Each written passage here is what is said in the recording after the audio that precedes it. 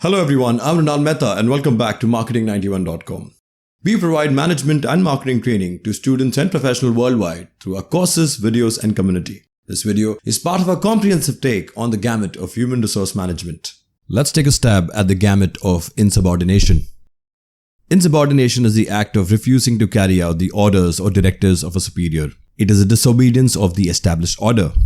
What constitutes insubordination at work?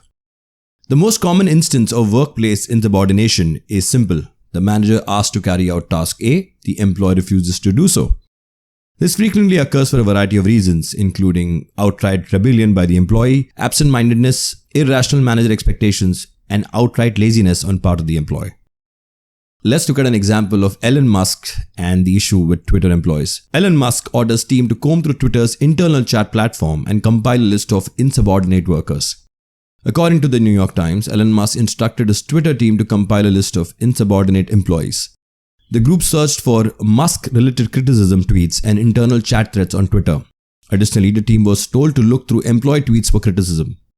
The enlisted employees on the list were then sent emails at 1:30 a.m. informing them about their termination from the team. As per the email, "We regret to inform you that your employment is terminated effective immediately. Your recent behavior has violated company policy as stated by insiders Callie Hayes."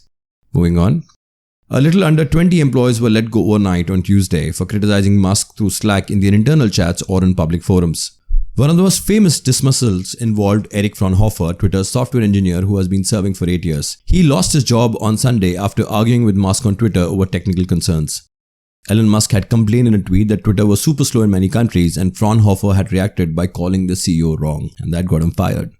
Moving on to the behavior of insubordination. First, sabotaging covertly.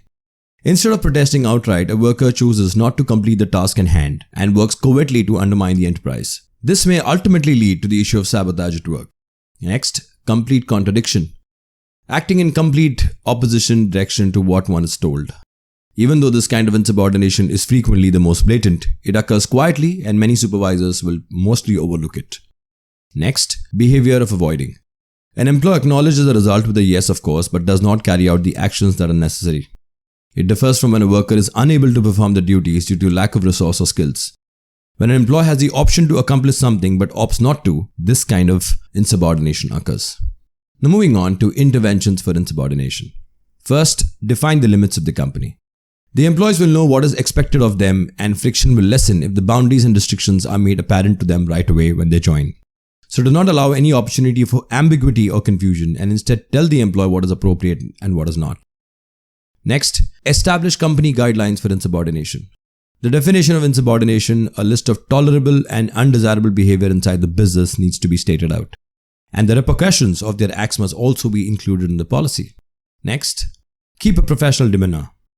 A professional work environment must be established and upheld right from the beginning. This would support controlling the employee's behavior. Next, keep the lines of communication open from top to bottom.